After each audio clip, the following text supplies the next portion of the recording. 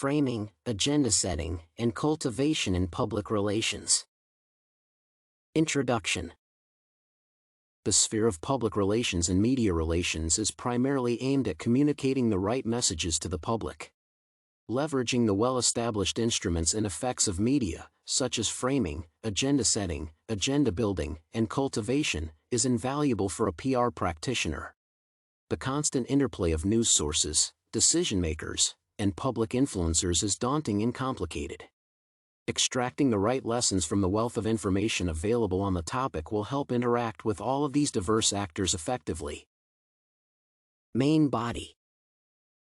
The first important concept for a public relations practitioner is framing.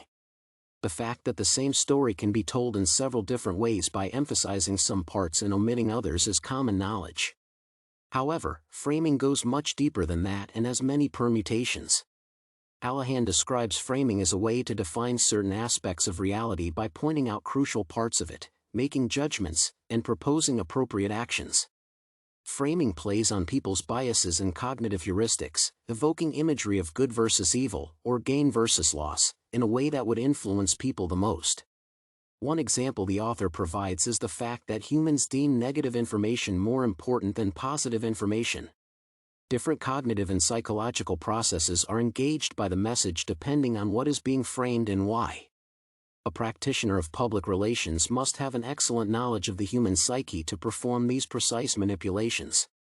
People have various biases, opinions, and philosophies, all of which change what messages they resonate with.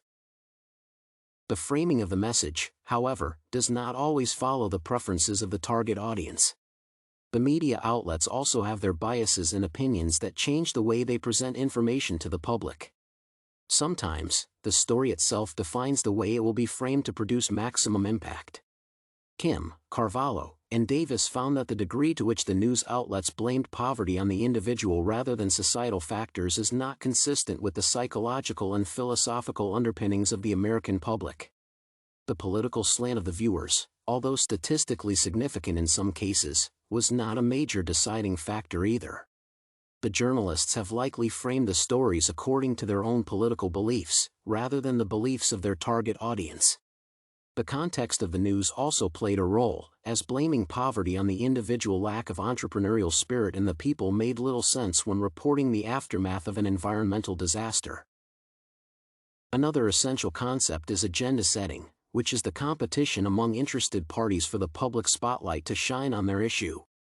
An agenda is the set of issues that are being discussed at any point in time, and the issue can be some form of conflict or a social problem. The agenda is a very limited resource, and all interest groups, politicians, and businesses have their own things to tell the masses via the media outlets. The media becomes the arbiter of what people think about through deciding what is important, and it defines its agenda-setting role. Attention from the media raises the salience of issues, turning them into public or even political agendas. In this process, media coverage is more important than the real-life effects of the issue. In recent years, the term media has shifted from well-known radio and television to blogs and Twitter feeds. According to Meraz, online sources have outstripped the legacy media in terms of popularity. They sometimes influence the media agenda by reporting on the issues to millions of followers, thus raising their salience, with the traditional news sources playing catch-up. That is a crucial development for any media relations practitioner, as online blogs and YouTube channels become significantly more effective and convenient to deliver messages to the public than television or magazines. There can no longer be an effective marketing campaign without using social media. The art of framing ties neatly into this paradigm shift, as the followers of online media respond to different messages than those who prefer legacy media, which needs to be accounted for. Agenda building is the process that leads to issues becoming discussed and gaining salience, which includes agenda setting, but features other parts of the issue's life cycle. There are several frameworks of how issues become part of the public agenda, all depicting different interplays among the media, the politicians, and the population. They also depend on the type of issue, as it stands to reason that an unexpected viral outbreak reaches the agenda through different means and at a different pace than an environmental issue that has been building up for decades. These frameworks were compiled by Zach and Moleta, as described by various scholars. Knowing these different types of agenda building can help a practitioner of public relations to determine the appropriate point of progress into the public spotlight.